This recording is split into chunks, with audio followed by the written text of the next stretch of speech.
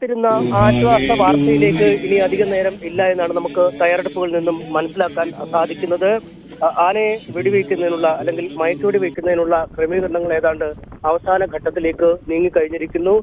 Forest ഉദ്യോഗസ്ഥരും വനംവകുപ്പും പോലീസും revenue ഉദ്യോഗസ്ഥരുമെല്ലാം ഈ ചെമ്പകപ്പാറയ്ക്ക് സമീപം തമ്പടിച്ചു കഴിഞ്ഞിരിക്കുന്നു. അവർ ഏറെ നേരമായി തന്നെ ഈ ഭാഗത്ത് തങ്ങുകയാണ്. അത് അവസാന ഘട്ടത്തിലേക്ക് അതിന്റെ നടപടിക്രമങ്ങൾ നീങ്ങുന്നു എന്നാണ് മനസ്സിലാക്കാൻ കഴിയുന്നത്. ഇപ്പോൾ നടക്കുന്നത് ആനയെ കാട്ടിൽ നിന്നും റോഡിലേക്ക്, അതായത് മൈസൂർ മാനന്തവാടി റോഡിലേക്ക് തുരത്തുന്നതിനുള്ള നീക്കങ്ങൾ അത്തരത്തിൽ തുരത്തി കഴിഞ്ഞിരിക്കുന്നു, അല്ലെങ്കിൽ തുരത്താൻ ആരംഭിച്ചിരിക്കുന്നു എന്നാണ് മനസ്സിലാക്കാൻ കഴിയുന്നത്. കാട്ടിനുള്ളിൽ വെച്ച് ദൗത്യം നടത്തുന്നത് ദുഷ്കരമായ ഒരു സാഹചര്യത്തിൽ കാട്ടിന് പുറത്തേക്ക് എത്തിച്ച ശേഷം മയക്കുവെടി വെക്കുന്നതിനുള്ള നടപടിക്രമങ്ങളാണ് ഇപ്പോൾ വനംവകുപ്പിന്റെ ഭാഗത്തു നിന്നും ഉണ്ടായിരിക്കുന്നത്. വെറ്റിനറി സർജന്മാരടക്കമുള്ള ആളുകൾ, വിദഗ്ധർ, ഈ മയക്കുവെടി വെക്കുന്നതിനുള്ള വിദഗ്ധർ ഇപ്പോൾ കാട്ടിനകത്തേക്ക് പോയിട്ടുണ്ട്. കുങ്കിയാനകൾ 4 എണ്ണം ഈ ആന നിൽക്കുന്ന പ്രദേശത്തിന്റെ വളരെ അടുത്ത കാട്ടിൽ, ആ പ്രദേശത്തിന്റെ അടുത്ത് എത്തിക്കഴിഞ്ഞിരിക്കുന്നു. അല്പസമയത്തിനകം മയക്കുവെടി വെക്കും എന്നാണ് നമുക്ക് ലഭിക്കുന്ന വിവരം. എന്തായാലും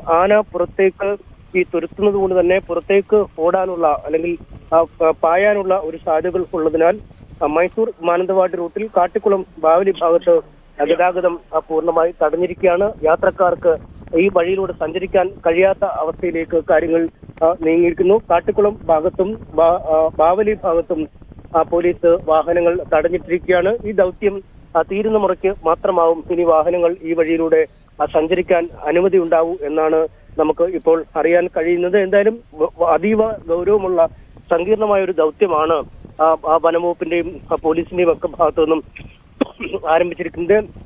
ഇന്നലെ അജീഷിനെ കൊന്ന ആന അവിടെ നിന്നും മറ്റൊരു സ്ഥലത്തേക്ക് രാവിലെ മാറിയിരുന്നു. ആ സ്ഥലത്ത് നിന്നുമാണ് ഇപ്പോൾ ചെമ്പകപ്പാറ ഭാഗത്തേക്ക് ആന ഉച്ചയ്ക്ക് മുമ്പായി നീങ്ങിയത്.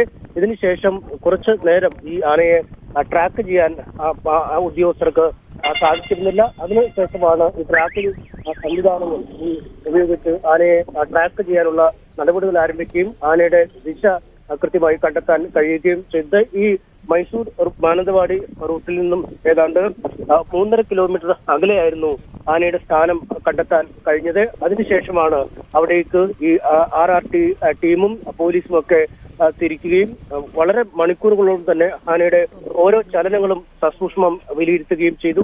ഇതിനുശേഷമാണ് ആ ദൗത്യത്തിന്റെ ഏറ്റവും നിർണായക ഘട്ടമായ ആനയെ തുരത്തൽ നടപടികളിലേക്ക് വനംവകുപ്പ് കടന്നിരിക്കുന്നത്. കുങ്കിയാനകളെ 4 എണ്ണത്തെയും ഓരോ വശത്തും സജ്ജമാക്കി നിർത്തിയ ശേഷമാണ് തുരത്തുന്നതിനുള്ള നടപടികൾ ആരംഭിച്ചത്. ആനയെ തുരത്തി ഈ വനംവകുപ്പ് ഉദ്ദേശിക്കുന്ന ഏതാണ്ട് ഒരു ഇടത്തേക്ക് എത്തിച്ച ശേഷമാവും മയക്കുവെടി വെക്കുക.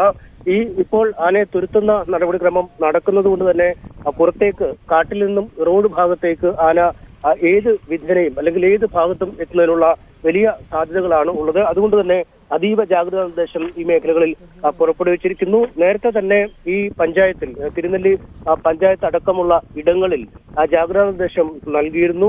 ആനയെ തുരത്തുന്നതിനുള്ള നടപടിക്രമങ്ങൾ പുരോഗമിക്കുന്ന സാഹചര്യത്തിൽ വീട് വിട്ട് ആരും പുറത്തേക്ക് ഇറങ്ങരുത്, അല്ലെങ്കിൽ കാര്യമായി വീടിനുള്ളിൽ തന്നെ ആളുകൾ കഴിയുക. കാട്ടിലേക്കും മറ്റും വിറകോ പുല്ല് ശേഖരിക്കുന്നതിനോ അല്ലെങ്കിൽ പശുക്കളെ മേയ്ക്കുന്നതിനോ ഒന്നും പോകരുത് എന്ന നിർദ്ദേശവും അധികാരികൾ നൽകിയിട്ടുണ്ട്. ഇത്തരം ജാഗ്രതാ നിർദ്ദേശങ്ങൾ പാലിച്ച ശേഷം അല്ലെങ്കിൽ മുന്നറിയിപ്പുകൾ നൽകിയ ശേഷമാണ് ഇത്തരത്തിൽ ഒരു നടപടിക്രമവുമായി, അന്തിമ നടപടിക്രമവുമായി ഉദ്യോഗസ്ഥർ മുന്നോട്ട് നീങ്ങുന്നത്.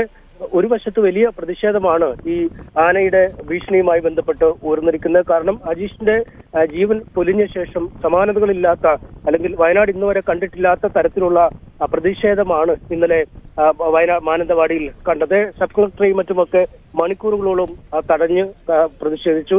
കളക്ടർക്കും ജില്ലാ പോലീസ് മേധാവിക്കുമൊക്കെ തൂക്കുവിളികൾ കേൾക്കുന്ന ഒരു സാഹചര്യത്തിലേക്ക് കാര്യങ്ങൾ നീങ്ങുകയും ചെയ്തു. എന്തായാലും ചർച്ചകൾക്കൊടുവിൽ സർക്കാർ ചില ഒത്തുതീർപ്പുകൾക്ക് വഴങ്ങിയതോടുകൂടി, ചില നിബന്ധനകൾ എഴുതി നൽകിയതോടുകൂടിയാണ് ഈ സമരത്തിൽ നിന്നും പിന്മാറാൻ പ്രതിഷേധക്കാർ തയ്യാറായത്. പക്ഷേ ഇത്തരത്തിൽ സമരത്തിൽ നിന്ന് പിന്മാറിയാലും ഈ ആനയെ പിടികൂടി മൊത്തങ്ങയിലേക്ക് കൊണ്ടുപോയി ആനയുടെ ഭീഷണി ഒഴിവാക്കുക എന്നത് മാത്രമാണ് തങ്ങൾക്ക് അവസാന വട്ടം വരെയുള്ള ഒരു ആശ്വാസം എന്നാണ് അവർ വ്യക്തമാക്കിയിരിക്കുന്നത്. ഇതിനിടയിൽ ഈ ആന കാട്ടിലേക്ക് തന്നെ പോയ സാഹചര്യത്തിൽ കർണാടക വനമേഖലയോട് ചേർന്ന ഇടമാണ്.